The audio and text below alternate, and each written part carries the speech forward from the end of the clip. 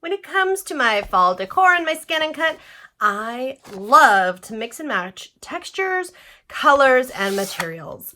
Hello, May Flaum here, and I'm going to take this cute little pre-made painted white heart and turn it into something special with my door. Now, my plan is to put welcome across on a banner, and then just a few little flowers with some pre-made designs from my ScanNCut DX. Let's get started. Because it will be my primary element, I have my welcome here. Now this is a font printed out from my computer. You could use the text converter tool. You could use a built-in design. You're welcome to use whatever you like. We're going to scan this in and create a cut file. I have my design here on my mat, which I've loaded by pressing this button. We're ready to go. We're going to press scan to cut data. It's on grayscale, which is great if you needed to switch it to color or change the scan area. You could do so right there and press start. Once it is scanned, it will recognize your pattern and pull it up. And from here, if there's any adjustments that you wish to make, you certainly can. Here it goes. So first of all, we have to tell it what kind of a drawing do we want. We want this one. We want it to do the insides of the letters and the outsides of the letters. And then we take our little arrows here and move them in so that just our word is the file. And that looks good. Now, if there's anything you'd like to do, if you'd like to adjust how light or dark it reads, if you would like to ignore object size, which basically means you can see there's little tiny, or perhaps you can't see, there's little teeny tiny scratches all around my mat from use, which is normal. It wants to pick these up. So ignore object size a lot of times if you have one of those within your area, or if there's just a little something that is picking up that you don't like, you can go ahead and ignore it. This button here is for smoothing. If you wish to smooth out the lines, that's really helpful, especially in line drawings. This one, I can already see we're going to be okay right where we are. So we're going to push OK. And it's going to ask me, where do I want to save this? We're going to save it to the machine. And once it has saved, which sometimes takes just a moment, we are ready to go. Okay, it's told us we can save. Now we can push the home button and go from here. We just need to get out our materials. First up is our banner, and I have a lovely piece of pattern paper here, and I'm going to go into pattern and get our banner. I'm going to jump all the way to the end because I believe it's closer to the end. Actually, I believe that's the one I want right there. Perfect. I'm just going to say set, and I'm going to edit the size in here. So in edit, we can do lots of different object edit options. I am going to push this button right here because I want to be able to make it. I'm going to go with about 10 inches wide. No, I'll go the full width because I might fold it or play with it. So I want the full width here. And then I'm going to adjust so it's about 3 to 4 inches high. 3.5 sounds good. Okay, and once I'm happy with this, once I like the look of it, I'm just going to press OK. And I'm just going to go all the way through and cut. Now, if I had other elements that I wanted to cut out at this time, I certainly could. Because I have a full sheet of paper and I know that I just want to cut this out off of this paper, I know I'm good to go. So we're going to go cut. Now, the half cut here that you see on, that's really for things like vinyl, where you want it to cut the material or sticker paper, but you don't want the backing to cut. For this, we want the half cut to be off because it is pattern paper. And I just want to make sure here that everything is pressed down nice and firmly on my mat. Once we are all ready, we can start. Here is our banner cut out, and it's going to look so cute on our heart here. So now we want to print out welcome. And to do that, we already made the file, so we're going to need to select our material. What material would we like to use for our welcome? And I'm going to use a solid color cardstock. And once we have decided that, because I want a nice contrast here. So once we have decided that, we can go home. It's going to ask us if it's okay to delete our patterns. It always is when we're done. Retrieve data from my machine. And down at the end here is our welcome. Now we're going to want to be careful with this, and here's what I mean. When I press OK and edit, you will see, and I'll zoom in here, there's a little red circle around the little circle inside the E, because each cut, so the inside of the letter E, the inside here, the inside here, the inside here, these are all separate cuts. So what we want to do is press this button right here to select everybody. And then, whoop, don't let that drop. Once everything is selected, we go into Object Edit. This button would weld things, which means if you had overlapping patterns that you wanted to make so that the lines that were crossing did not cross, that's your button. However, we just want to unify, which means keep this all together, treat all of these as one file. That's all it takes. From here, we can make this bigger, and I want to make this 3 inches high. I believe that will work really well. Okay, so there it is, 3 inches high. And now I just need to load my cardstock and cut that out by going all the way through,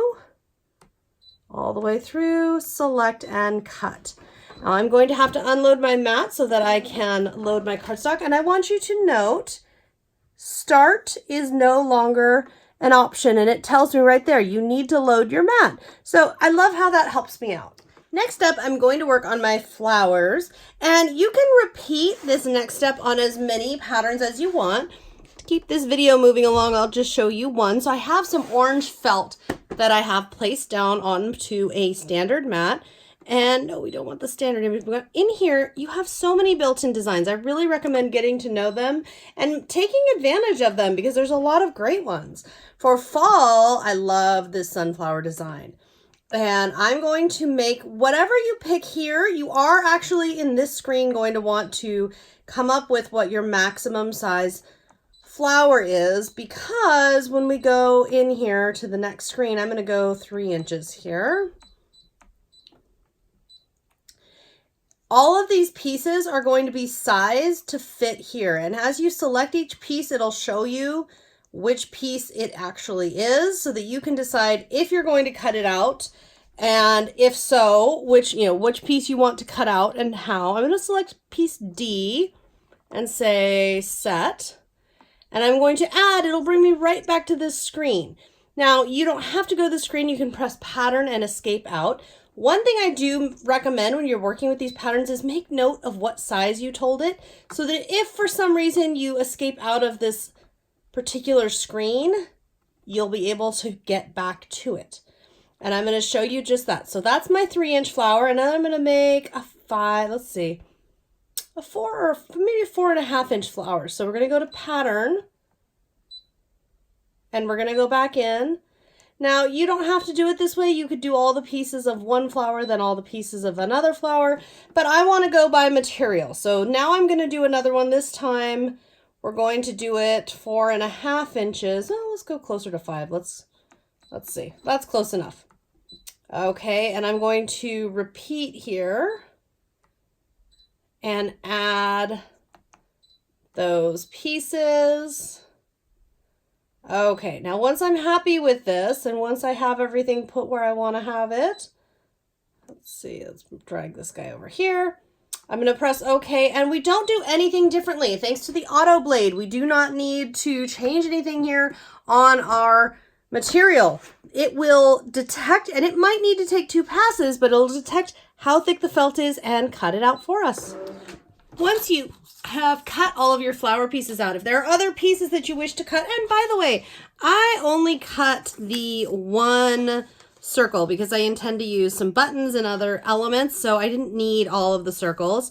You cut whatever pieces you want. Once you are done though, you will press the home button and go ahead, and if there's anything else you want to do, if you wanted to add some little hearts, if you wanted to maybe come in here and let's say put in some leaves, that would be fun. We could put in, I like this one, I think would be really cute. So maybe we could do a couple of these. Let's see. Yeah, not too big. I think that would be good. So maybe a couple of those. So if we want to add in some different things, and if we want to go into edit, of course, in Object Edit, we can edit how many of them we make, but we can also edit the size. If we look at this and change our mind and say, oh, I want this one bigger, I want this one smaller, I want 2 of those, we can do whatever we need to do.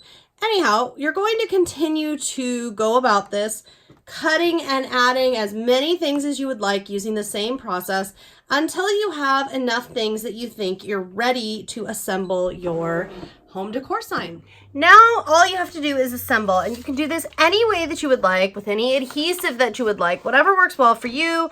I have got these two glued together, and you can do as much or as little as you would like. Now I want to take just a little bit of ink here, just some dye ink, and just kind of ink up the edges of some of my papers. This just adds a little texture, a little fun to our mixed media decor project here. Now I am going to use hot glue to apply my things, and I have two reasons for this. Number one, this is kind of a treated wood, kind of a slick wood, and it will actually be pretty easy at the end of the season to remove a minimal amount of hot glue, and I'll put my ink pad back away and start over if I want to do something else with this.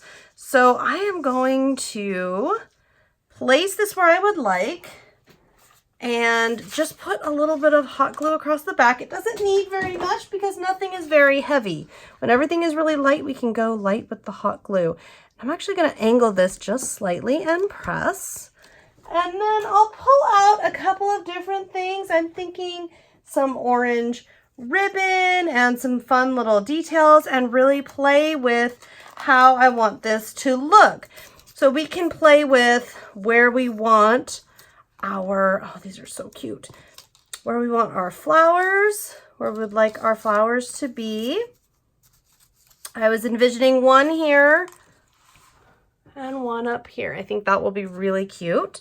And we can play with where we want our leaves and which things we want to use. Now, if any of these come out and you think, I just don't really like that, or I don't think that's what I wanted, all you have to do is just save it for your next project, because this is a season most definitely where we do a lot of entertaining and decorating. So don't be afraid to save something for a later date, to save something to utilize at another time. And one last tip here, you can always do things like, for example, fold your paper to make really fun texture element to your flower petals. Or again, you could ink things up. You could add more ink. We could add some stamping. We could add sprays. We can make this as funky and fun as we want, or as simple as we want. I hope you have enjoyed this video. Please be sure to stay tuned for many more ideas and lots of crafty fun with the ScanNCut DX.